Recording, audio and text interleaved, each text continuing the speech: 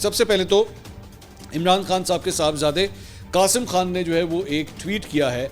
Interesting बात यह है कि ट्वीट जो है वो उर्दू में है, तो आई गॉट द इम्प्रेशन कि शायद ये ट्वीट जो है उनको किसी ने लिख के दिया होगा मोस्ट प्रॉब्ली, क्योंकि मैंने कम से कम उनको उर्दू में कभी बात करते नहीं सुना। हो सकता है उन्हें उर्दू आती हो, मेरी शायद नॉलेज में ये नहीं है कि वो उर्दू के ऊपर कोई अबूर है उन्हें, लेकिन मुझे फ्रैंकली स्पीकिंग कभी इस बात से फ़र्क भी नहीं पड़ता कि कोई जो है वो कौन सी ज़बान में बात करता है, as long as he can communicate it doesn't matter. तो उन्होंने जो है वो एक ट्वीट किया। उन्होंने कहा, हमारे वालिद ने अपनी ज़िंदगी का ज़्यादातर वक्त पाकिस्तान में गुजारा, हमसे दूर, इसलिए नहीं कि उन्हें ऐसा करना पड़ा बल्कि इसलिए कि उन्होंने एक करप्ट निज़ाम के खिलाफ खड़े होने का फैसला किया।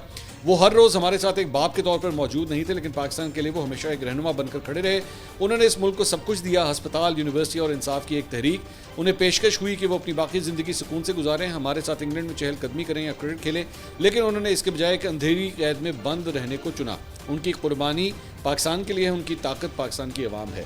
द लैंग्वेज एक्चुअली, मैं जिस तरह आपसे बात कर रहा हूँ कि ये लैंग्वेज जो है वो लग रहा है कि किसी ने स्क्रिप्ट जो है वो लिख के दिया है। मुझे नहीं लगता, आई डोंट एक्सपेक्ट कि शायद उन्होंने ये सारा कुछ जो है वो खुद लिखा हो, बट ठीक है, इट डजंट मैटर।